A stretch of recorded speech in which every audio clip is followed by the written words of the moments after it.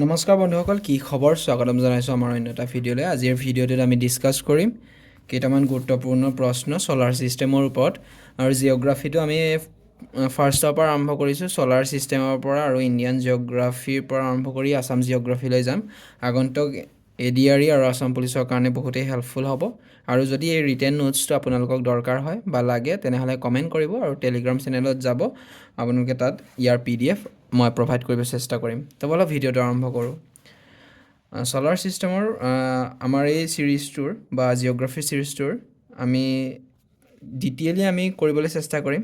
আৰু আজিৰ ফাৰ্ষ্ট কুৱেশ্যনটো হৈছে, what is the centre of solar system? Solar ছিষ্টেমৰ আপোনালোকে জানে যে চেণ্টাৰ হৈছে ছান, তাৰ এৰাউণ্ডত আমাৰ কেইটামান প্লেনেটছ আছে, আৰু সেইটোৱে হৈছে আমাৰ solar system. How many planets are there in the solar system?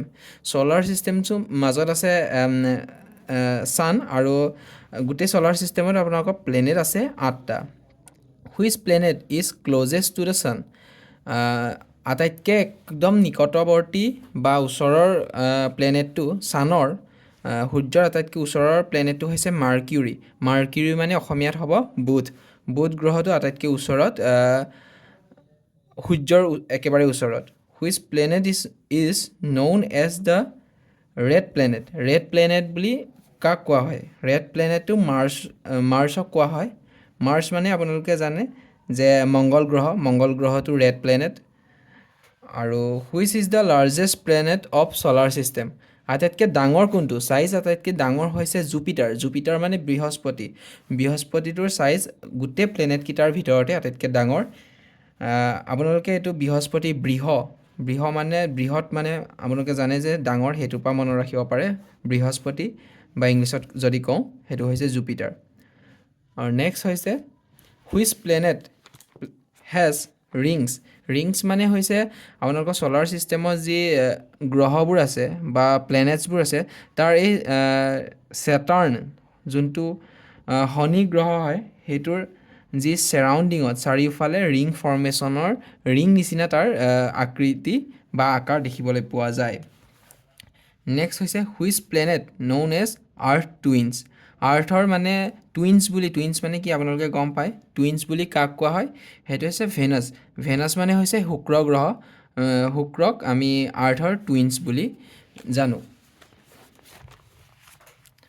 Next question, what cause the day and night on earth? What causes day and night on earth মানে কোনটো মানে পৰিঘটনাৰ দ্বাৰা দিন আৰু ৰাতি হয় পৃথিৱীত? সেইটো হৈছে ৰ'টেশ্যন অফ আৰ্থ। এইটো একদম বহুত ইম্পৰ্টেণ্ট কুৱেশ্যন হয়, কিয়নো সেইটো পৰীক্ষাত অহা দেখা যায়। ৰ'টেশ্যন অফ আৰ্থ, ৰ'টেশ্যন মানে দুটা প্ৰকাৰৰ আছে, এটা হৈছে ৰিভলিউশ্যন, এটা হৈছে ৰ'টেশ্যন। ৰিভলিউশ্যনটো হৈছে নিজৰ কক্ষপথত সূৰ্যক কেন্দ্ৰ কৰি চাৰিওফালে ঘূৰাটো, কক্ষপথত ঘূৰাটো, সেইটো হৈছে ৰিভলিউশ্যন। কিন্তু ৰ'টেশ্যনটো হৈছে সেই ৰিভলিউশ্যনৰ লগে লগে যি আৰ্থ আছে, সি মানে পৃথিৱীয়ে এনেকুৱা গোলাকাৰত ৰ'টেট কৰে নিজৰ যোনটো চেণ্টাৰটোক লৈ, সেইটো হৈছে ৰ'টেশ্যন। তাৰ জৰিয়তে আমাৰ কি হয়? দিন আৰু ৰাতি হয়। আৰু নেক্সট কুৱেশ্যনটো হৈছে, what causes seasons on earth? সেইটো হৈছে ৰিভলিউশ্যন। দিন আৰু ৰাতি হোৱাটোৰ কাৰণে ইম্পৰ্টেণ্ট হয় সেইটো ৰ'টেশ্যন, বাট ছিজন চেঞ্জেছ কেলৈ হয়? সেইটো হয় ৰিভলিউশ্যনৰ কাৰণে। ৰিভলিউশ্যন মানে সেইটো নিজৰ কক্ষপথত ঘূৰি থকাটো, সেইটো হৈছে ৰিভলিউশ্যন। সেইটো মনত ৰাখিব। What is the natural satellite of earth? সেইটো জানোৱেই, সেইটো মুন। চন্দ্ৰ হৈছে সূৰ্যৰ natural satellite. Which planet is farthest from the sun? Farthest মানে আটাইতকৈ দূৰত থকাটো হৈছে সেইটো নেপচুন। কিন্তু প্লুটো নহয় দেই, প্লুটো হৈছে এতিয়া ডুৱাৰ্ফ প্লেনেট বুলি তাক প্লেনেটৰ যি শাৰী তাৰ পৰা আঁতৰাই পিনি ডুৱাৰ্ফ প্লেনেটত ভৰাইছে। সেইটো সেইকাৰণে হৈছে নেপচুন আটাইতকৈ দূৰত আছে সূৰ্যৰ পৰা। হটেষ্ট প্লেনেট, আটাইতকৈ গৰম ক'ত বেছি? এইটো হৈছে Venus. What is the asteroid belt?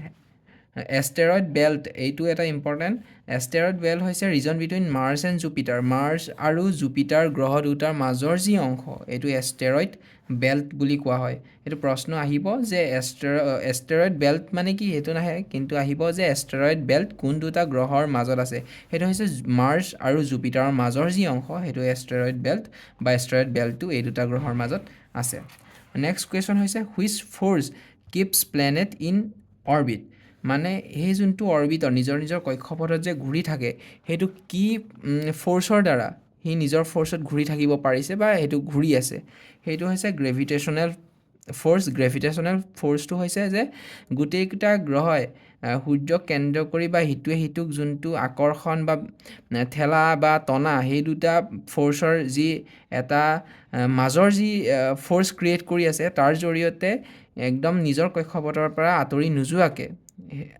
Gravitational ফ'ৰ্চটোৰ কাৰণে সি নিজৰ কক্ষপথত যি প্লেনেটসমূহ সেইবিলাক ঘূৰি ফুৰি আছে আৰু লাষ্ট কুৱেশ্যনটো হৈছে how long the sunlight takes to reach earth এইটো এবাউট 8 মিনিটমান সময় লাগে যে সূৰ্যৰ পোহৰটো পৃথিৱীলৈ আহিবলৈ তো বন্ধুসকল ইমানেই আছিল আৰু ডিটেইলকৈ আৰু কেইটামান নোটছ দিবলৈ চেষ্টা কৰিম বা ইয়াৰ পাছত যদি মই পাৰোঁ এটা ভিডিঅ' ফটোৰ লগতে বা যি আমাৰ ছ'লাৰ ছিষ্টেম তাক গোটেই প্লেনেটছবোৰ আঁকি এটা ভিডিঅ' বনাবলৈ চেষ্টা কৰিম যদি চেনেলটোত প্ৰথমবাৰ আহিছে তেনেহ'লে চেনেলটো ছাবস্ক্ৰাইব কৰিব আৰু চেনেলটো হৈছে নতুন গতিকে আপোনালোকে নিশ্চয় ছাবস্ক্ৰাইব কৰি থ'ব এনেধৰণৰ ভিডিঅ' আগন্তুক পাই থাকিবৰ কাৰণে ধন্যবাদ